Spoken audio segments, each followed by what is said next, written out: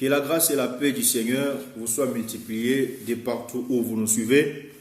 Que le Seigneur de grâce vous bénisse abondamment et que sa paix soit votre partage et que son amour inonde vos familles, son amour inonde vos vies, son amour vous accorde des bienveillances, son amour vous donne la force de prospérer, la force d'aller de l'avant, la force de vivre de grands changements dans le nom de Jésus. Prions le Seigneur. Dieu de grâce, merci pour ce moment.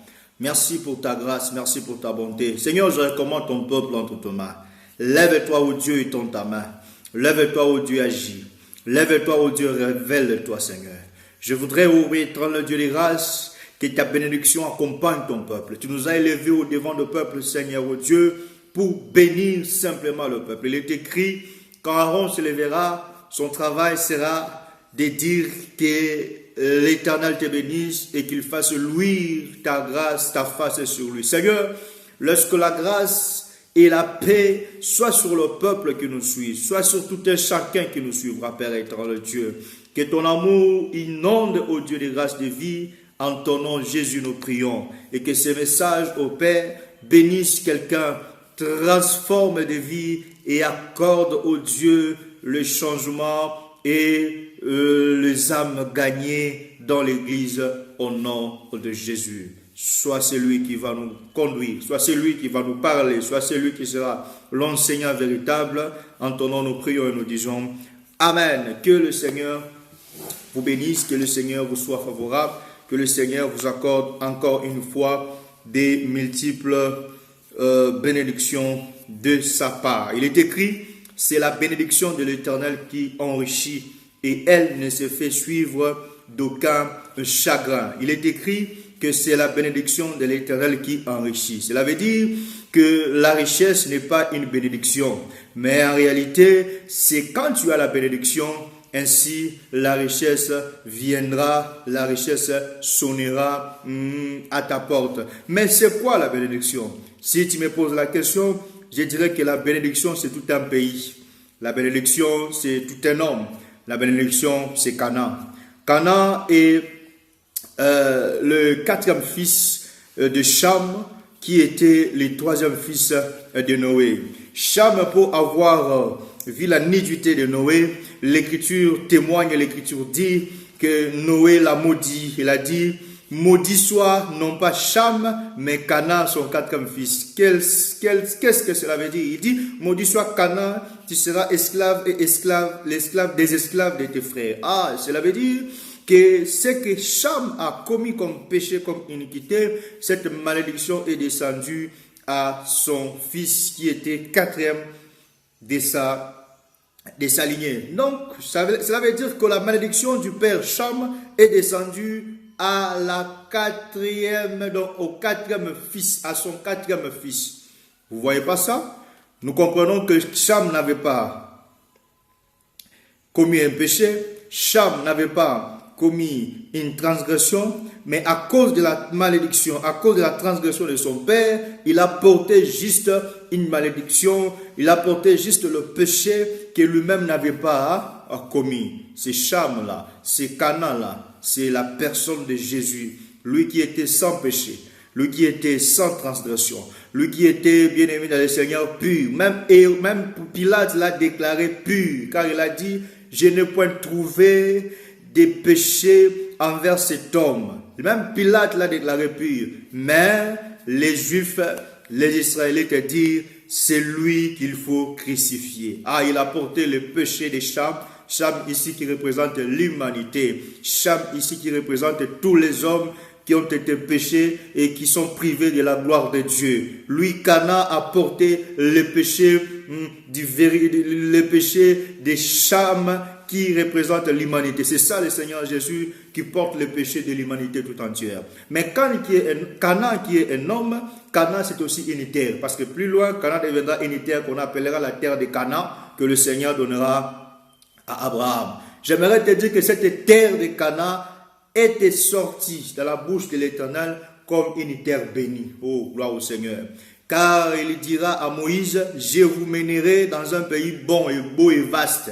Le pays où coulent les laits et les miels. Oh, les laits et les miels, c'est le symbole de la bénédiction. Quand tu as Cana, qui est le lieu de la bénédiction, directement tu deviens riche. Gloire au Seigneur. Directement tu deviens un homme riche. C'est qu'il faut d'abord avoir Cana, qui est la bénédiction. Ensuite, tu vas t'enrichir. Or, avoir Cana, c'est avoir Jésus-Christ, celui qui a porté le péché. Frère, la bénédiction a été ôtée à cause du péché du premier homme. La bénédiction, en réalité, avant d'être Canaan, la terre, la bénédiction a d'abord été le pays du jardin d'Éden. J'aime ça. Le jardin d'Éden a été une bénédiction pour Adam. Aussi longtemps que Adam demeurait dans le jardin d'Éden, Adam était un homme riche, Adam était un homme puissant, Adam était un homme fort. Mais comme Adam sortit du jardin d'Éden à cause du péché, Adam est devenu pauvre. Gloire au Seigneur. Adam est devenu sans richesse. Voilà pourquoi l'Écriture dit, l'Esprit du Seigneur est sur moi. Je suis dans Luc chapitre 4, le verset 18, 19.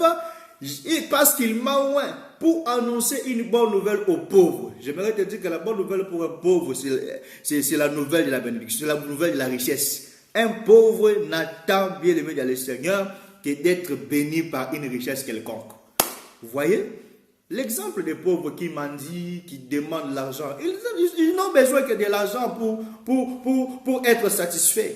C'est pourquoi j'aimerais te dire que les pauvres, qu'on leur dit, qu'on leur annonce la bonne nouvelle, ces pauvres-là n'avaient besoin qu'on leur dise que votre bénédiction qui est le jardin d'Éden vous est octroyée, vous est donné. J'aimerais te dire, frères et sœurs, que le Seigneur Jésus, quand il est descendu, il nous a donné non pas seulement le pays de la bénédiction, mais il nous a aussi enrichis. Car il est écrit, il s'est fait pauvre pour que nous soyons bien-aimés riches. Il s'est fait pauvre pour que nous nous enrichissons. Mais comment vas-tu t'enrichir si tu n'es pas dans le pays des Canaan, dans le pays des bénédictions? Oh, la bénédiction de l'Éternel, c'est celle-là qui enrichit. J'aimerais te dire que la bénédiction de l'Éternel, c'est le pays des Canaan, c'est le pays des promesses. Quand tu as la promesse de Dieu, crois que la richesse viendra avec toi. Or, la promesse de Dieu, c'est avoir le Fils qui va tout accomplir à la croix. La promesse de Dieu, c'est avoir le Fils qui va renverser les dominations, qui va renverser les autorités, qui va renverser les principautés et qui va les clouer en spectacle à la croix. La bénédiction de l'Éternel qui enrichit, c'est Jésus-Christ dans ta vie, c'est Jésus-Christ dans tes entreprises, c'est Jésus-Christ dans ta famille, c'est Jésus-Christ dans tout ce que tu entreprends. Quand tu as Jésus-Christ dans ta vie, bien-aimé dans le Seigneur, crois, sois patient. La richesse est pour toi. La bénédiction est pour toi. Les ouvertures sont pour toi. Je prie aujourd'hui que la bénédiction t'accompagne, que la paix t'accompagne dans le nom de Jésus-Christ, notre Seigneur et Sauveur. Nous revenons encore pour parler de la part du Seigneur, parler de cette écriture du livre de Proverbes, chapitre 26, le verset 4 et le verset 5. Nous relisons l'écriture par la grâce de Dieu. Nous lisons au nom de Jésus. Il est écrit, ne réponds pas à l'insensé selon sa folie, de peur que tu ne lui ressembles lui-même. Réponds à l'insensé selon sa folie, afin qu'il ne se regarde pas comme sage. Gloire au Seigneur. Nous avions parlé l'autre fois qu'ici il s'agit de deux temps. Les temps où on ne répond pas à l'insensé selon sa folie. Pourquoi? Pour ne pas lui ressembler. Et les temps où on répond à l'insensé selon sa folie, non pas seulement pour le ressembler, mais pour que l'insensé ne se regarde pas comme sage. Car l'Écriture dit, celui qui se regarde comme sage, on n'a plus à espérer d'un insensé qu'à cette personne-là. Vous voyez? C'est qu'il est pire qu'un insensé. C'est que quand toi-même tu commences à te regarder que tu es un sage, c'est à ce moment-là que tu deviens pire qu'un insensé. Pourquoi l'Écriture parle de ça? Parce que dans l'homme, dans la personne, il y a l'orgueil. Dans la personne, il y a la nature de la stupidité. C'est qu'un stupide, c'est celui-là qui montre à tout le monde qu'il est sage. Mais j'aimerais te dire qu'un sage, c'est celui qui s'humilie. Un sage, c'est celui qui est humble. Un sage, c'est celui-là qui ne montre pas sa sagesse à tout temps.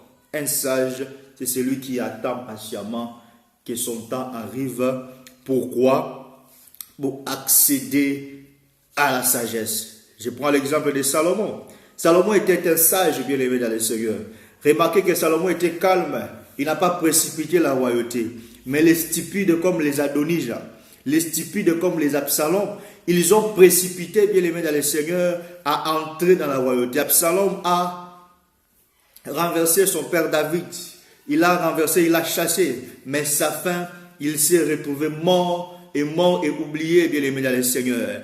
Et l'autre qui s'appelle Adonija, lui de son côté aussi, son père était vieux, il pensait que c'est lui qui devait devenir roi. Mais dans la pensée de l'Éternel, ce n'était pas lui.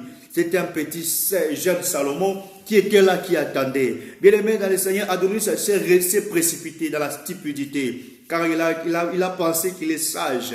Mais comme stupide, il était pire qu'un insensé. Alors il a fini lui aussi par mourir. Mais celui qui était humble et calme, Salomon, c'est lui qui a accédé au trône. Je prie, bien-aimé dans le Seigneur, que toi qui es humble, qui attends patiemment le temps de Dieu, que le Seigneur te fasse entrer dans ta destinée au nom de Jésus. Que le Seigneur t'ouvre les portes au nom de Jésus.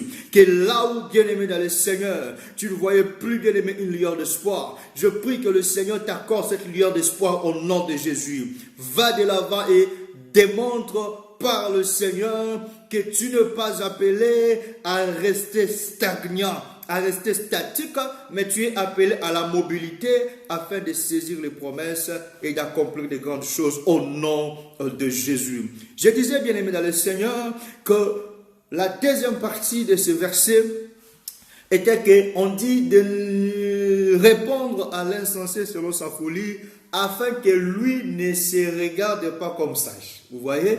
C'est ce que David avait fait. David a répondu à Adonija selon sa folie. Pourquoi? Ah, gloire à Dieu. Dans l'histoire de la royauté, il faut d'abord qu'un roi meure. On va lire ça. Vous allez comprendre ce que je suis en train de dire si nous lisons les versets. Car l'Écriture dit, la Bible dit que c'est l'Écriture qui convainc. Je suis dans un roi. Un roi. Lisons ça calmement et le Seigneur va nous bénir abondamment. Ok, il est écrit. 1 Roi chapitre 2. Nous prenons le verset 1 et le verset 2. David approchait du moment de sa mort. Il donna ses ordres à Salomon son fils en disant, je m'en vais par le chemin de toute la terre, fortifie-toi et sois un homme. Ici, David est en train d'introniser son fils à la royauté, son fils Salomon. Mais dans l'histoire de la royauté, les princes ne peuvent pas entrer dans la royauté si les pères, les rois ne meurent. Mais parce que la stupidité d'Adonija, le frère de Salomon, l'a poussé à croire qu'il est sage. Car le pousser à croire qu'il est sage, c'est amener Adonija à entrer dans la royauté sans qu'on lui demande d'entrer, sans qu'on ne lui introduise. C'est que Adonija a voulu entrer dans sa stupidité, directement l'histoire a changé. Seigneur, je sais bien aimé dans le Seigneur que parfois il y a des gens stupides, il y a des gens qui se lèvent sur le chemin bien aimé dans le Seigneur de ta promesse. Ils veulent dévancer afin que toi tu sois en arrière. Je prie bien aimé dans le Seigneur que Dieu change l'histoire en bouleversant les choses pour que ceux qui veulent bien aimer dans le Seigneur passer devant toi et te ramener en arrière, que le Seigneur change l'histoire afin que leur projet, leur programme n'arrive pas à leur terme au nom de Jésus. Oui, Adonija a voulu changer, Adonija a voulu entrer dans sa stupidité, il croyait qu'il était sage pour devenir directement roi. Directement, David s'est imposé. David a placé Salomon à la royauté. Je bénis le Seigneur. Car David a placé Salomon à la royauté, lui-même était encore vivant. Je loue Dieu parce que David a seulement répondu à Adonija selon sa folie. Car la folie d'Adonija, c'était qu'il pensait être roi pendant que David était encore vivant. Vous voyez? Il pensait devenir roi pendant que David était vivant. C'est que David aussi, quand il est venu, il a répondu à Adonijah selon sa folie. Il a placé Salomon à la place d'Adonijah. Lui, il était encore vivant. Gloire au Seigneur. Je prie que ceux qui veulent se mettre bien aimés dans le Seigneur, pendant que ce n'est pas leur temps, se mettre par force, que Dieu te place, alléluia, que Dieu te place là où ils sont en train bien aimés dans le Seigneur, de se quereller, de se chamailler, de se précipiter, que Dieu te place en paix et dans le calme, parce que le Seigneur doit un moment répondre aux insensés selon leur folie. Vous voyez? Donc, David a répondu à Adonijah selon sa folie en plaçant un roi pendant que lui, le roi, il était encore vivant. Gloire au Seigneur. C'est pourquoi il y a des temps, il y a un moment où Dieu fait des choses qui bouleversent l'histoire. Un moment, il refuse de répondre, mais un temps, il répond. C'est ça la folie de Dieu. C'est ça la folie de l'évangile. C'est ça la souveraineté même de Dieu. C'est ça la puissance même de Dieu. C'est ça c'est ce que j'appelle la dimension d'incompréhension des actes divins, des choses que l'oreille a entendues mais ne peut pas comprendre, des choses qui bouleversent même l'histoire. Et Dieu est spécial, Dieu a la spécialité d'agir dans ces choses-là. Mais la fois passée, nous étions en train d'expliquer ces choses, mais aujourd'hui, nous allons d'abord passer à la réponse. On dit, ne réponds pas à l'insensé selon sa folie. De peur que tu ne lui ressembles, virgule, réponds à l'insensé selon sa folie, afin qu'il ne se regarde pas comme sage. Maintenant, remarquez, frères et sœurs, aujourd'hui, nous allons parler de la réponse. Car nous avons dit que c'est lui qui répond, c'est le Seigneur, c'est l'Éternel. C'est Dieu lui-même qui répond. Mais il va répondre, oui. Mais il va répondre à quelle question? Parce que la réponse, alléluia, la réponse vient après une question. C'est que la question, c'est la folie de l'insensé. Vous voyez? La réponse, c'est la folie de l'insensé. C'est que quand un insensé manifeste la folie, il doit y avoir une réponse. Mais il y a un temps où l'Éternel n'a pas voulu répondre. Et l'insensé est demeuré fou. Maintenant, c'est quoi la réponse? C'est quoi la folie? Prenons un verset où vous allez comprendre là où nous sommes en train de partir. Apocalypse chapitre 5. Il est écrit. Nous commençons à partir du verset 1er. Nous descendons. Puis je vis dans la main droite de celui qui était assis sur le trône un livre écrit en dedans et en dehors, scellé de 7 sceaux. Et je vis un ange puissant qui criait d'une voix forte, qui est digne d'ouvrir les livres et d'en rompre les sceaux. Vous voyez la question? La question est là. Qui est digne d'ouvrir les livres et d'en rompre les sceaux? Voilà la question. Mais quand la question fut posée, l'Écriture dit, et personne dans le ciel, ni sur la terre, ni sous la terre, ne put ouvrir les livres ni les regarder. Vous voyez? C'est que l'état où on trouve personne, c'est l'état où l'insensé est en train de manifester sa folie. C'est que c'est tout l'état de l'ancienne alliance, où il n'y avait personne pour ouvrir les livres. Ouvrir les livres, c'est ça la réponse à la question. Ouvrir les livres, c'est ça la réponse. C'est que la question de l'insensé, c'est qui est digne. Mais personne n'était digne. C'était tout le temps de la loi, et les prophètes. Pourquoi les gens n'étaient pas dignes? Parce que tout le monde était fou, manifestait les actes de folie. Il n'y avait personne sur la terre qui pouvait ouvrir les livres. Pourquoi? Parce que tout homme était manifesté les actes de folie et était considéré comme un insensé. Un insensé parce qu'il est sans Saint-Esprit, sans esprit, sans la sagesse. Remarquez. Mais l'Écriture dit, et je pleurais beaucoup de ce que personne ne fut trouvé digne d'ouvrir le livre ni de le regarder. Verset 5. Et l'un des veillards me dit, ne pleure point, voici les lions de la tribu de Juda, le restant de David a vaincu pour ouvrir les livres, et c'est cette chose. Voyez? C'est que celui qui doit ouvrir les livres doit d'abord vaincre. Gloire au Seigneur. Donc celui qui doit ouvrir les livres doit d'abord vaincre. Or, celui qui peut vaincre, c'est seulement celui qui est sage. C'est seulement celui qui est glorieux. Celui qui a l'intelligence.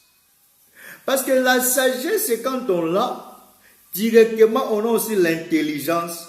Directement, c'est le Saint-Esprit qui est en nous.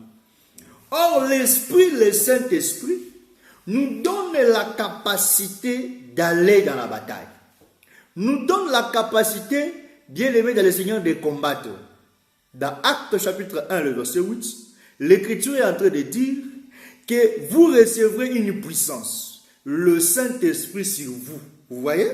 C'est que le Saint-Esprit, c'est une puissance, c'est une force. Maintenant, comme dans les temps anciens, avant la venue du Seigneur, dans les temps de la loi, les psaumes et les prophètes, l'homme était un insensé, privé de l'Esprit de Dieu, l'homme était impuissant, l'homme était faible, l'homme était incapable de répondre à la question. C'est-à-dire, l'homme n'était pas sage. C'est qu'on dit, qui est digne d'ouvrir les livres? J'aimerais te dire que les livres ici, c'est toute une terre. Car vous allez remarquer que quand le peuple d'Israël vont aller sortir de l'Égypte et aller dans la terre de Canaan, la Bible va dire à Moïse d'envoyer, ou soit de partager la terre de Canaan. Là, je crois, dans le livre de Nombre 35, de partager la terre de Canaan et de donner à chaque tribu sa part, sa partie. Maintenant, quand Josué est venu, ils ont pris la carte de la terre de Canaan, ils l'ont écrit dans un livre. Et en l'écrivant dans un livre, ils ont commencé à partager à chaque tribu sa partie, à chaque tribu sa partie. Si tu poses la question à Josué, il va te dire que la terre de Canaan est représentée dans un papier, dans un livre. C'est qu'avant d'entrer, il faut d'abord que la terre de Canaan soit représentée par un livre pour que nous sachions que ici, c'est le pays de Juda, ici, c'est le pays de Dan, ici, c'est le pays de Nephtali. C'est qu'un livre, c'est aussi une terre. Vous voyez? En réalité, le livre, c'est le pays de Canaan. Que Dieu nous bénisse. C'est comme le livre, c'est le pays de Canaan. C'est que celui qui devait être digne d'ouvrir les livres, c'est celui-là qui est digne d'entrer. Gloire au Seigneur. Pourquoi digne d'entrer? Il doit d'abord ouvrir la porte.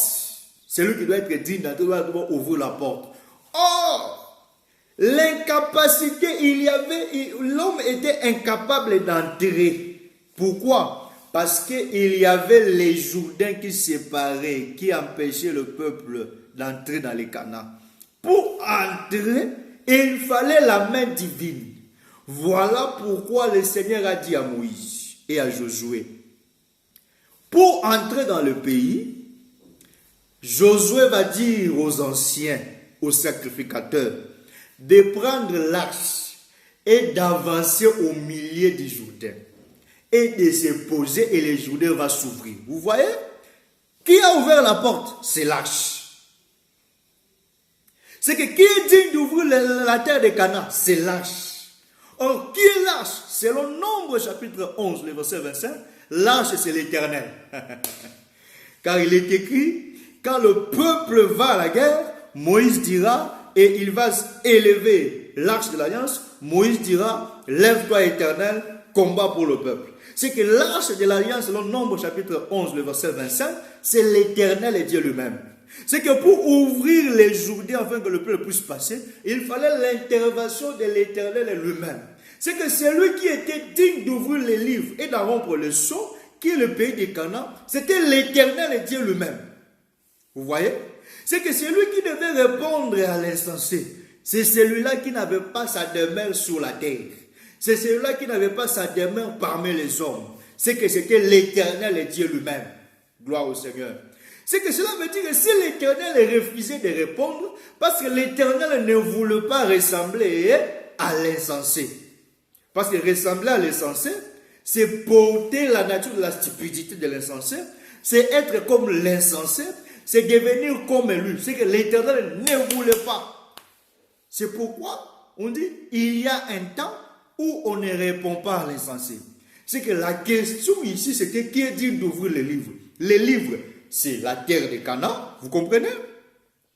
Et pour ouvrir les livres, il faut d'abord traverser les Jourdains. C'est que la porte du pays de Canaan, c'était les Jourdains. Donc il faut d'abord ouvrir le pays des Jourdains. Pour ouvrir le pays des Jourdains, ou le pays de Canaan, pardon, il faut la présence de celui qui est capable de répondre. La présence de l'Éternel Dieu lui-même. Gloire au Seigneur. Mais comme nous avions dit que le pays de Canaan, avant d'être un pays, le pays de Canaan c'est d'abord un homme. C'est que les livres c'est aussi un homme. Prenons une écriture où on parle des livres comme des hommes. Remarquez, c'est l'apôtre Paul qui nous le dit. L'apôtre Paul nous le dit dans Gloire au Seigneur, dans 1 Corinthiens. Je suis dans le livre de 2 Corinthiens, le chapitre 4, non, le chapitre 3, le verset 1er, le verset 2. Nous commençons au verset 2, nous descendons jusqu'au verset 4. Il est écrit, c'est vous qui êtes notre lettre écrite dans nos cœurs, connue, lue de tous les hommes. Qui? Vous, c'est les peuples qui nous entendent. Vous êtes manifestement une lettre de Christ, écrite par notre ministère, non avec des langues, mais avec l'Esprit du Dieu vivant, non sur des tables de pierre, mais sur des tables de chair, sur des tables de chair, sur les cœurs. C'est que cela veut dire, les hommes sont aussi des lettres, les hommes sont aussi des livres. Or, avant que les hommes deviennent des livres, un homme d'abord fut un livre, c'est Jésus-Christ. Vous comprenez ça? C'est que Jésus-Christ, c'est lui d'abord la véritable terre de Canaan, c'est lui le vrai livre. Maintenant, pour ouvrir cette terre, alléluia, pour ouvrir cette terre qui est Jésus, oh, gloire au Seigneur. Gloire au Seigneur. C'est que pour ouvrir cette terre qui est Jésus, il faut d'abord, frères et sœurs, entrer par les Jourdains. Oh, que le Seigneur nous bénisse. Entrer par les Jourdains. Oh, entrer par les Jourdains, c'est l'œuvre de la croix. Gloire au Seigneur. Gloire au Seigneur. Gloire au Seigneur. Entrer par les Jourdains, entrer par la porte, c'est l'œuvre de la croix. C'est que Jésus, comme un livre, quand lui-même s'ouvre, car il dit à Pilate, je suis capable, oh gloire au Seigneur. Pilate a dit, que ne sais-tu pas que j'ai le pouvoir de te libérer et de te faire mourir?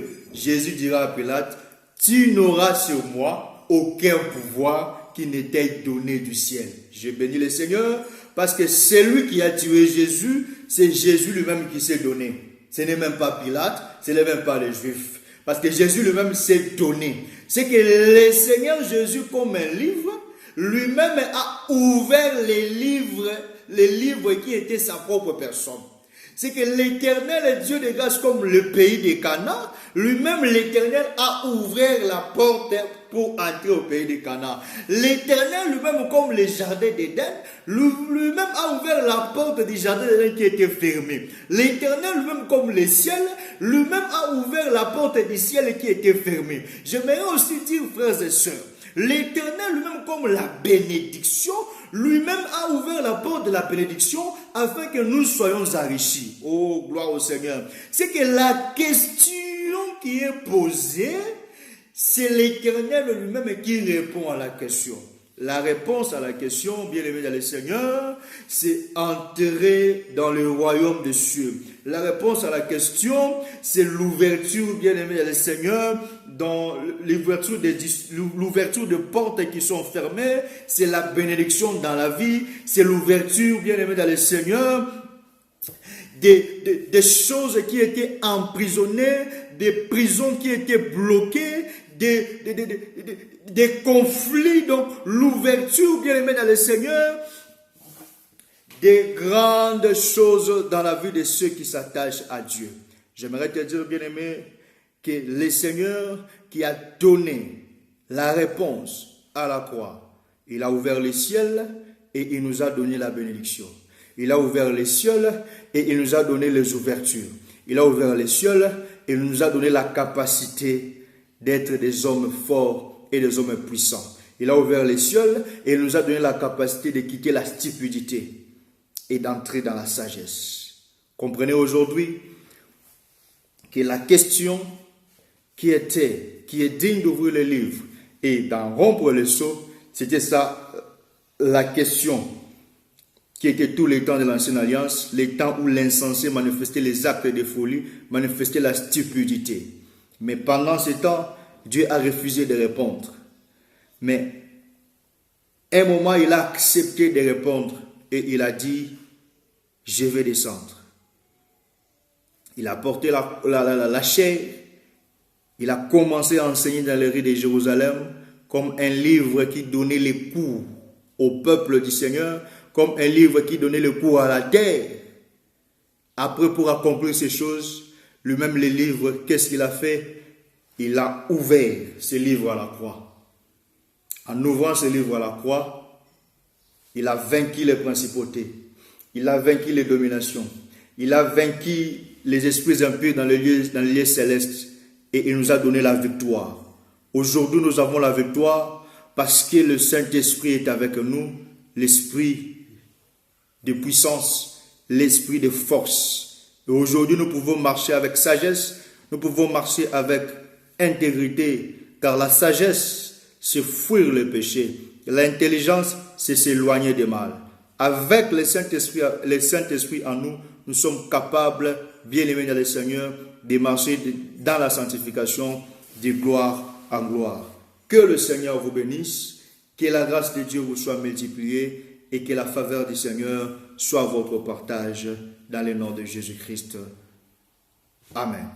Shalom.